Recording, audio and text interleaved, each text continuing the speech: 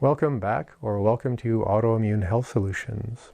My name is Dr. Michael Smith, and in this short series of videos, I'm going to share with you the 6 pillars of the Ancestral Autoimmune Protocol. The second pillar is about metabolic adaptability. Now, adaptability obviously has to do with how you respond to situations and, whether or not that response is effective. The thing that I'm aware of that most people don't think about is there's a lot of momentum within your metabolism. And if you spent 20 years eating drive-through food and having 9 coffees a day to keep you alert and 3 drinks a night to get you to sleep, that's where your metabolism is at. So sometimes the first step is to turn your metabolism around and get it working properly. So for a lot of people in the modern world, that's changing your insulin sensitivity or your blood sugar levels and how your body's basically hung up on the addiction to that biochemistry. We're all aware of adrenal fatigue and how much stress can completely wear down your health, your vitality, mess up your sleep, and more importantly, with autoimmune conditions, stress can change in several ways how your immune system reacts to triggers and to your actual diagnosis and what's going on inside your body.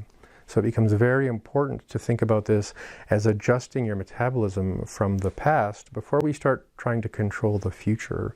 Your metabolism isn't just about hormones. It's also about things like your neurotransmitters that control mood, memory, sleep, happiness, and the craving for anything you really, really like, or perhaps things you're addicted to. So that becomes also an important part of the self-regulation part of getting your metabolism to be more adaptable. And believe it or not, your metabolism also includes your liver, your digestive system, and certain aspects of your immune system. So when you're thinking about metabolic adaptability, it's basically, your eyebrows to your toenails in the sense of what you're looking at working with. Fortunately, when you get on all of these pillars together, your metabolism will go right back to what your birthright should be within a few months if you're focused, and probably if you have some lab tests to help you make sure you're on the right track for your metabolism right now. One of the fastest ways I know to help people with modern health conditions is fasting.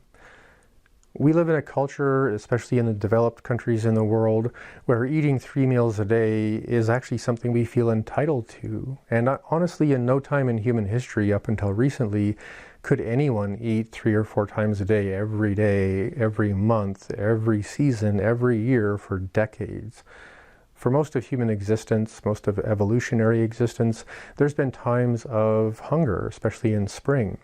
So it's actually a latent talent of your immune system to fast. And a lot of us have this fear we're just going to disappear. And because fasting has been a part of our evolution, we actually have internal components of our metabolism that protects us, if you're healthy, from losing a lot of muscle before you lose a lot of fat. So this isn't about fat loss, but it's just to give your mind a bit of ease around the belief that fasting is going to make you starve to death and lose all your muscle, especially if you're trying to stay fit.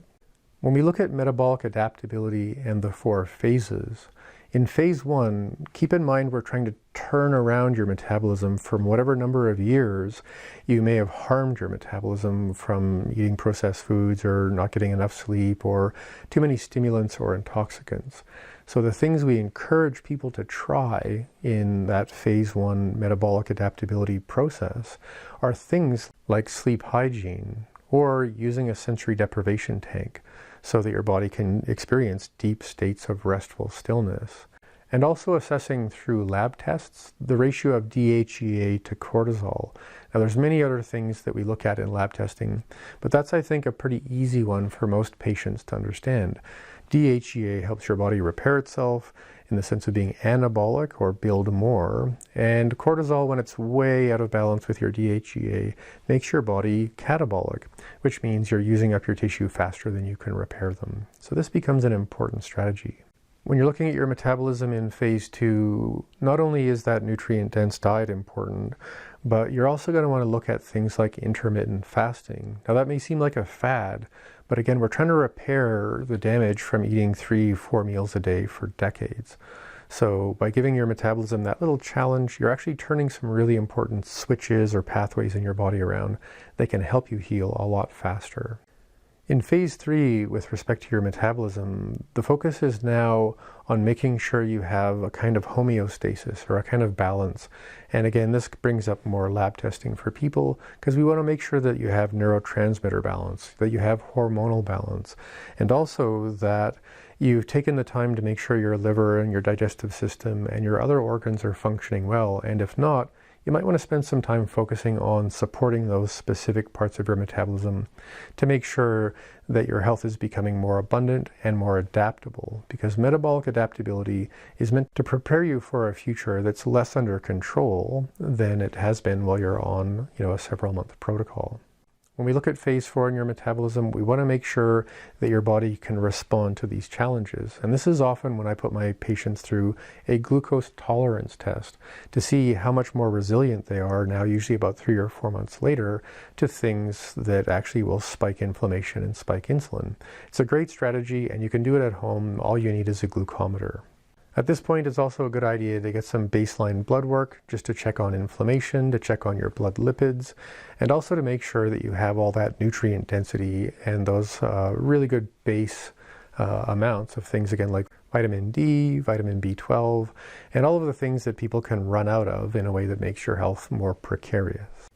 Thanks for watching the video, and please hit that subscribe button, ring that little bell, share this with anyone you might think would need it. And more than anything, please leave a comment, or probably more important than that, leave a question for me as to what kind of videos you would like me to make to support you and your health.